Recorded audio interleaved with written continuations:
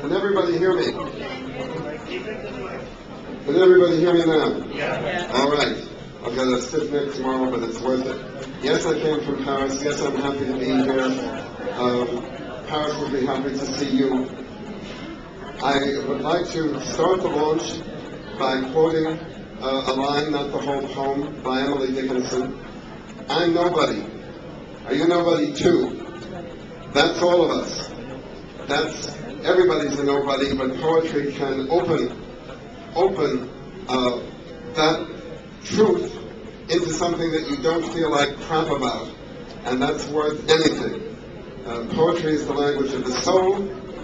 When I first learned, which was by accident, but I don't believe in accident, that there was a journal named Revival, I didn't care where it was, what it was. I wanted to send a poem or two to it. I'm not sure, I won't take a vote, how many of you believe in resurrection, but maybe I can say that the most interesting resurrections happen when you're still alive, and poetry helps with that.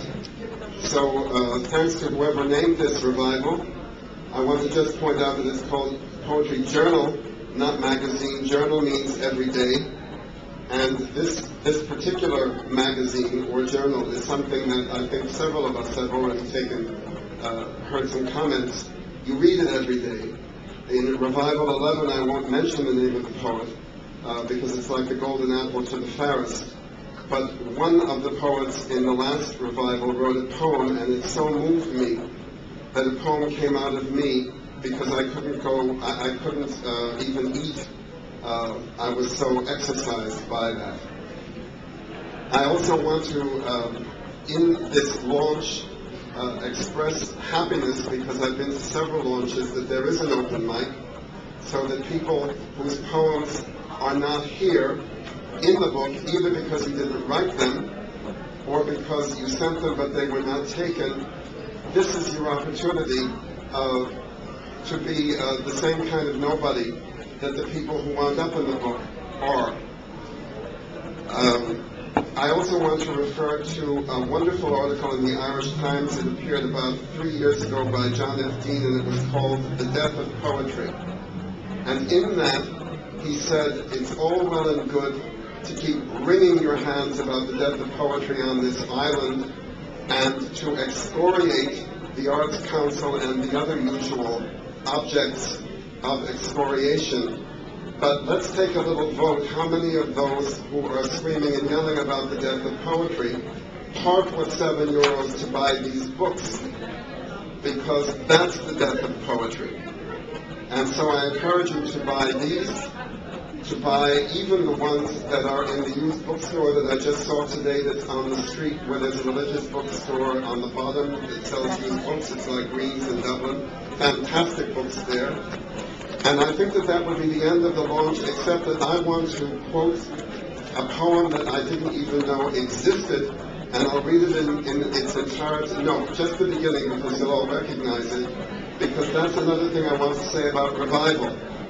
Nobody, when Terry looks at a poem, we haven't discussed this, it doesn't matter whether you teach in a university, it doesn't matter whether you're 20 years old or 80 years old, it doesn't matter whether you've been published or not. It doesn't matter what your own family sees. She opens an envelope and the previous editors did too, and you live and die by that. So here's the opening of a poem by somebody I didn't even know wrote a poem, because who gives a naughty word that the person didn't teach in an English department? The man is a great poet, and you can tell just from the opening lines, and I'll end with that. I was so moved I wrote in my little notebook this morning before I was drafted to come up here. My stomach full of good Italian food from next door, but my heart full of love for this magazine. Just picture that you come across this written on a statue in a foggy morning in Limerick, which I did at 6 a.m. So I bent down to read, and this hit me between the eyes. There are too many saviors on my cross. Peace, not war. I hear your daily cries in the far-off byways of your mouths, pointing north and south.